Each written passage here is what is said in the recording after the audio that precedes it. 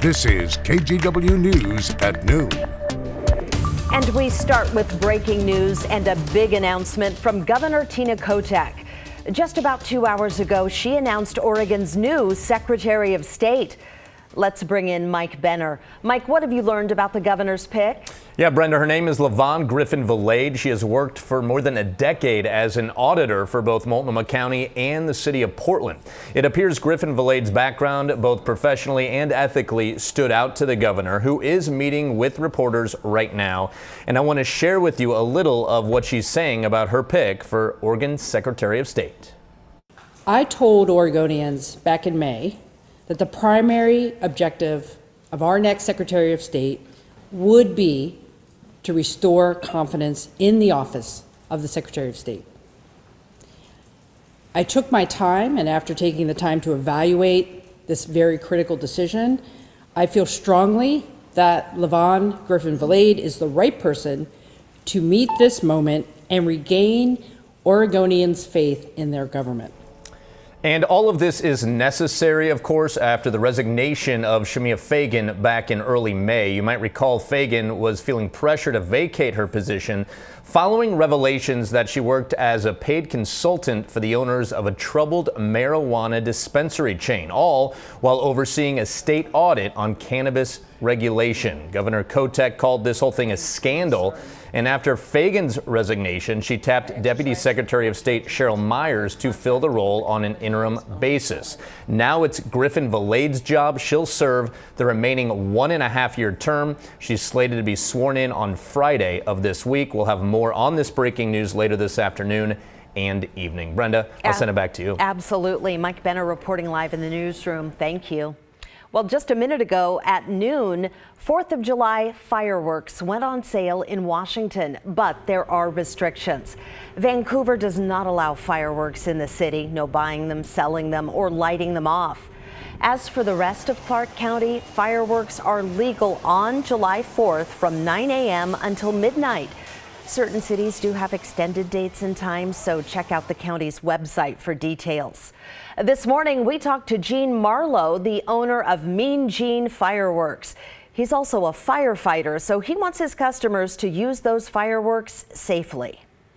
Well, make sure that they have a hose hooked up, ready to go in case there's any issues. Water them down thoroughly. Make sure you don't dispose of them like near anything combustible. And then go out the next morning and do a thorough job of cleaning up when you can see everything. Because that's one of the big complaints of fireworks is that they are messy.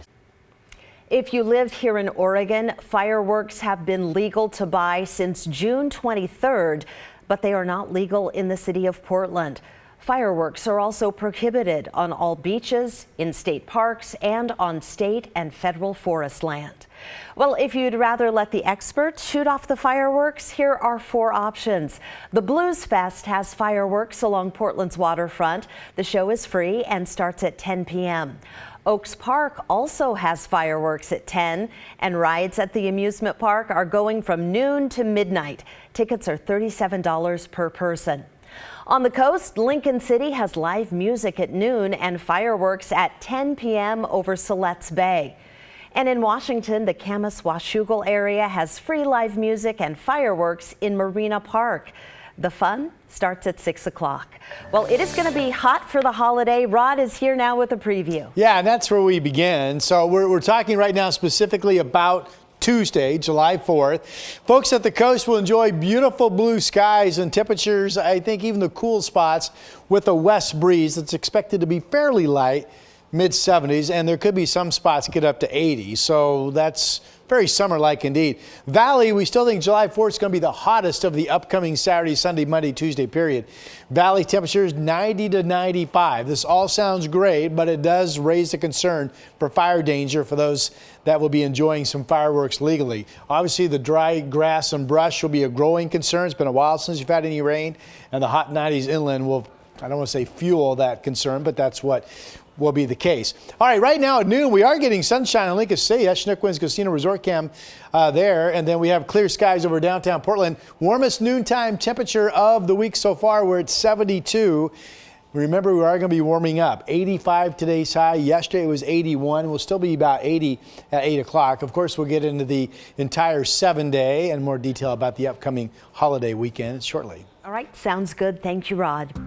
Other headlines we're tracking this noon. Portland Mayor Ted Wheeler is no longer moving forward with his plan to ban public drug use in the city. He says instead a new bill passed by the legislature will address his concerns.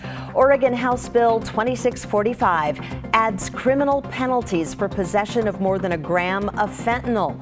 The bill now goes to Governor Kotek's desk. If she signs it, it'll take effect in 90 days. Vancouver police are looking for this missing 14-year-old boy. His name is Jaden Lawrence. He's 6 feet tall, 140 pounds, with brown hair and brown eyes. He was last seen Monday at Vancouver Mall wearing a white hooded sweatshirt, blue jeans, and white tennis shoes. If you see him, call 311. That non-emergency line is expanding service. The city will now operate it 7 days a week. Callers to 311 can report things like illegal camping, graffiti, and noise complaints. The line is available from 7 a.m. to 8 p.m. except on federal holidays. Well, this noon we do have an update on the 3 teens accused of throwing large rocks at passing cars in Fairview this week. We know at least 8 cars were hit. One of the teens is 19-year-old Philip Andrushin. He was in court yesterday, and the judge told him he's extremely lucky that no one was killed. The other 2 suspects are under 18. They haven't been named publicly. The Multnomah County Sheriff's Office says it's possible that more cars were hit. If it happened to you or somebody you know, you're asked to call the Sheriff's Office. Portland's ban on daytime camping will take effect a week from Friday. One Southeast Portland homeowner told us she can't wait. She's been trying to sell her house, but as Blair Best reports, the woman says she can't because there's a homeless camp right across the street. There's more behind this sign than one might think. It's another side effect of Portland's drug and homeless crisis, draining residential neighborhoods like this one off Southeast 76th and Foster. There's camps on every corner, and things have just gotten out of hand since COVID. Susie, like many other Portlanders, want out. She's been trying to sell her home for months. Well, since June 1st, there's been a camp on my corner, so the showings have been canceled. Some don't want to get out of their car, even come to the door. She's even dropped the price, $15,000. How do I feel? Sad. Sad for the whole city, sad for the neighborhoods, sad that this is going on and it feels like no one's even making a difference or doing anything. I know how much she wants out of here. I know how long she's been here. It's time for her to go, and she can't. Her daughter Mandy has watched her report the camps to no avail. I feel like Portland has a responsibility to clean up, to get their act together. I can understand, I guess where they're coming from. Dustin lives in the homeless camp across the street. He sees how it affects the neighborhood. Well, it makes me feel bad for her. Though Dustin faces common barriers, like no ID and an addiction to fentanyl. It's not very fun. It's not very fun at all. This campsite off Southeast Foster and 76th has been posted for removal. Those who live nearby say the city won't be able to address it until late July. Well, what is she supposed to do? She's just supposed to sit it out until the end of July? The city's latest data shows they've received nearly 3,000 new campsite reports in a week. They prioritize those that pose the highest health and safety risks, meaning this one was not at the top of their list. Blair Best, KGW News.